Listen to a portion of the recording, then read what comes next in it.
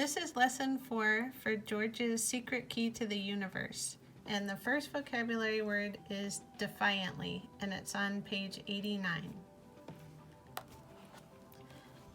Out in the street, Ringo and his friends were still standing there, as though stuck to the pavement by some invisible force. "What was that?" asked a small, skinny boy who went by the name of Whippet. "Dunno," said the huge boy they called Tank, scratching his head. "Well, I wasn't scared," said Ringo defiantly. "Neither was I," chorused all the others quickly. So here's where we find the word defiantly, and it is describing the statement that Ringo makes, "Well, I wasn't scared." So I would think of the word defy, and then if you can't get the meaning from that word, I would look it up in the dictionary. The next word is improvised, and it can be found on page 93. I'm going to back up 2 pages to page 91 because the scene actually starts right here, and it starts with, "What," said a stern voice, "are you boys doing hanging around in the street?" It was Dr. Reaper, Ringo and George's class teacher from school. The scene continues on page 92 where they're being questioned by the teacher, and the teacher has grabbed hold of Ringo's ear and they are scared and trying to figure out how to explain what they've been doing, and this continues on down here, and you can see the illustration here.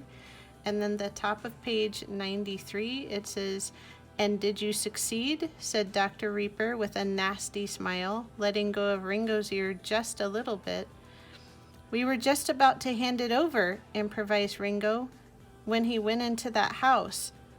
So we were ringing the bell to give it to him."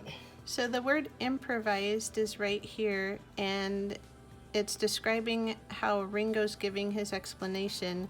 "We were just about to hand it over," improvised Ringo, "when he went into that house." Now I'm just thinking that they are scared. It's unexpected that the teacher was there and ready to question them, and he has hold of Ringo's ear up until this very point when he lets it go a little bit, and so the boys are trying to come up with an explanation, and they improvised right here. So if you can't figure it out from the context, you should go ahead and look it up in the dictionary. The next word is spiraled, and it can be found on page 95. Right here in the middle it says, "Moving faster and faster as if they were on a giant tilt-a-whirl, George and Annie spiraled toward the huge rock, getting closer and closer all the time." So here's the word spiraled, and there's also a word that says whirl right here, and if we can't figure out what a spiral is, we can look it up in the dictionary, but I think you might be able to get it from the word whirl. The last word is instinctively, and it can be found on page 105. Suddenly, with his eyes closed, he realized that something in space must be pulling them and the comet toward it for the comet to change direction like that. George instinctively knew that this something was probably much, much bigger than the comet on which he and Annie were surfing through outer space. There's the word instinctively, and somehow George just knew that it was something probably much, much bigger. So if you can't figure it out from that context, you can look it up in the dictionary. The writing prompt for this lesson is to explain how the sequence of events in chapters 10 and 11 is presented as a series of scenes.